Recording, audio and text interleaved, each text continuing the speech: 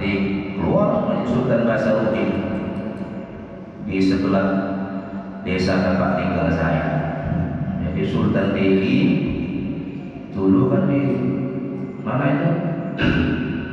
Delhi Tua, situ asalnya pendiri Kesultanan Delhi, namanya Bocah Pahlawan, dari India pergi ke Aceh, diangkat jadi panglima, memerangi kerajaan Aru, kalah kerajaan Aru. Jadi Sultan Aceh mengangkat gubernur, itulah Bocah Pahlawan. Bocah Pahlawan disepakati sama datuk-datuk suku Karo Melayu untuk jadi sultan. Jadi sultan oleh beliau. Jadi sultan karena bijak, arif, pandai menyatukan orang, jadi sultan. Wafat dia, naik anaknya Panglima Perungkit kalau nggak salah. Wafat Panglima Perungkit, ada anaknya. Wafat anaknya, ada 2 keturunan. Satu abangan, tapi ada kekurangan sih. Jadi adiknya mau diangkat jadi sultan. Jadi karena politik bagaimana ceritanya, adiknya diungsikan ke Serdang. Siapa namanya? Sultan Umar Johan kalau nggak salah, Umar Johan. Sampai di Serdang diangkat jadi sultan sama Serdang. Maka 2 kesultanan, Sultan Serdang sama Sultan Delhi. Akhirnya kabupaten kita Delhi Serdang diangkat dari 2 kesultanan Islam. Sultan Delhi, Sultan Serdang, diikat namanya jadi kabupaten Delhi Serdang. Keturunan sama yang di sana tempat kami, sama ini Medan, sama-sama keturunan Bocah Pahlawan. Jadi dengan Google kita bisa mendapatkan banyak informasi dalam waktu kemarin, waktu sekarang, waktu besok, siapapun bisa. Kalau ditanya Google itu ada berapa? Berapa? Anak sekarang nggak ada Google, ada satu, cuma satu Google itu. Sistem aplikasinya cuma satu, tapi bisa digunakan kapan-kapan aja bisa. Siapa-siapa saja bisa. Makhluk Allah, ciptaan Allah, ada yang dia cuma satu, bisa berfungsi kapan-kapan dan di mana-mana. Tapi kita tetap bilang cuma satu nih. Bagaimanalah Allah Subhanahu wa Ta'ala, pastilah sifatnya juga satu, wahdaniyah. Begitu. Kenapa begitu? Untuk memurnikan kita, mentauhidkan Allah. Kalau adalah 2 sifat kudrat Allah, menunjukkan kelemahan dari Allah. Kalau udah 2 itu tandanya tak kuat.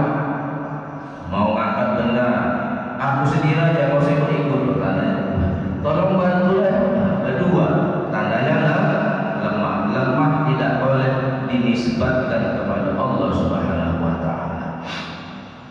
Kemudian maka ketika ditanya ada berapa sifat yang sejenis pada zat Allah Subhanahu wa Ta'ala, maka dijawab tidak ada berapa, hanya 1 juga. Kemudian itu namanya muttasil pada sifat. Muttasil ini artinya terhubung, hanya pada zat Allah saja dibahas. Munfasil artinya terpisah, di luar zat Allah. Maka yang ditolak yang keempat namanya munfasil pada sifat. Kalaulah tadi sifat kudrat Allah hanya 1, maka ditanya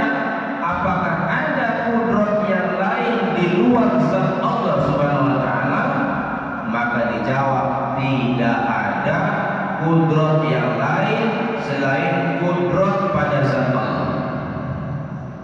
Maka apapun yang terjadi di langit, di bumi, dan dimanapun juga, itu semua adalah taksir pengaruh kudrat Allah yang satu tadi. Dan kita hidup, dihidupkan Allah, sehat, disehatkan Allah. Apapun semua yang terjadi pada kita, itu semua dari Allah Subhanahu wa Ta'ala. Baik perbuatan yang baik atau perbuatan yang buruk, itu dari Allah. Rukun iman ada 6. Iman sama Allah, percaya Allah adalah Tuhan, Tuhan saya dan Tuhan semesta alam.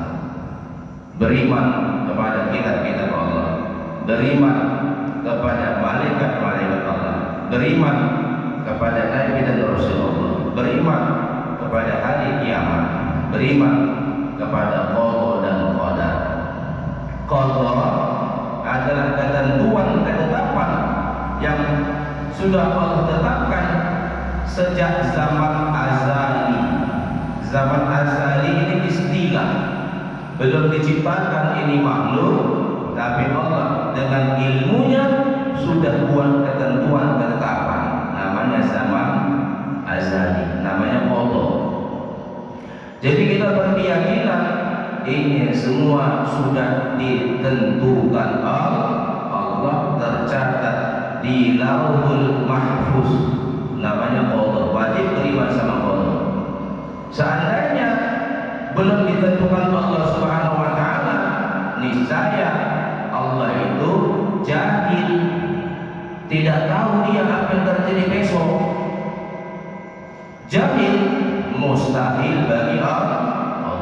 Maka wajib kita beriktikad, percaya dengan qada, ketentuan yang sudah ditetapkan Allah dari sebelum menciptakan makhluknya alam semesta sampai nanti hari kiamat, lengkap sudah ditentukan Allah, tercatat di Lauhul Mahfuz. Kedua, beriman dengan qadar. Apa qadar? Kuasa Allah mewujudkan apa yang sudah ditetapkannya.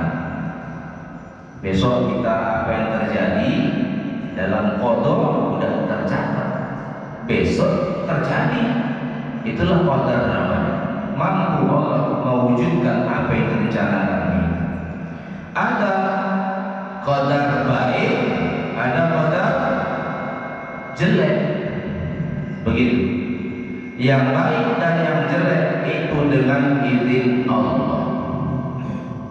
Izin Allah maksudnya bi qudratihi wa iradatihi, dengan kuasanya dan dengan kehendaknya.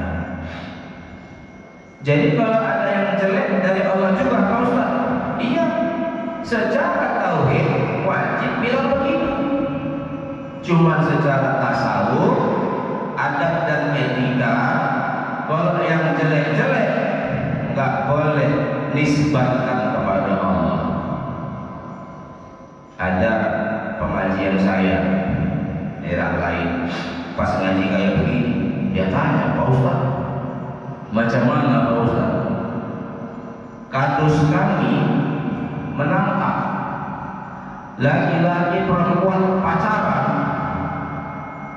sampai berzina, maka ditangkap sama kadus, bawa ke rumah disidang, mau dikawinkan orang itu, mau dinikahkan. Maka ditanya, Pak kadus, kau kenapa buat begini? Dijawab, sudah kepada Allah. Maaf kadus itu, maaf, karena kadusnya udah ngaji, udah kepada Allah, bahkan marah kadusnya. Secara tauhid betul terjadi itu dengan kehendak Allah, tapi secara adab etika tak boleh menyandarkan itu kepada ma asabahu min khairin fa min Allah. Apa yang mengenai kamu akan yang yang bagus-bagus, yang baik-baik, itu dari Allah.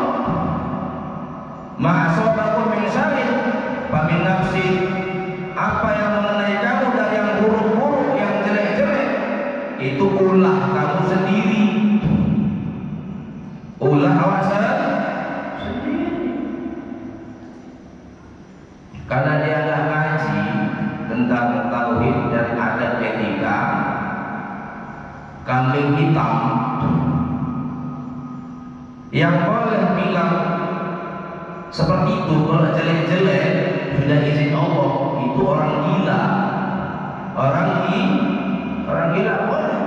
Kenapa kau kayak gini? Izin Allah. Kenapa gitu? Izin boleh orang gila. Kenapa orang gila boleh?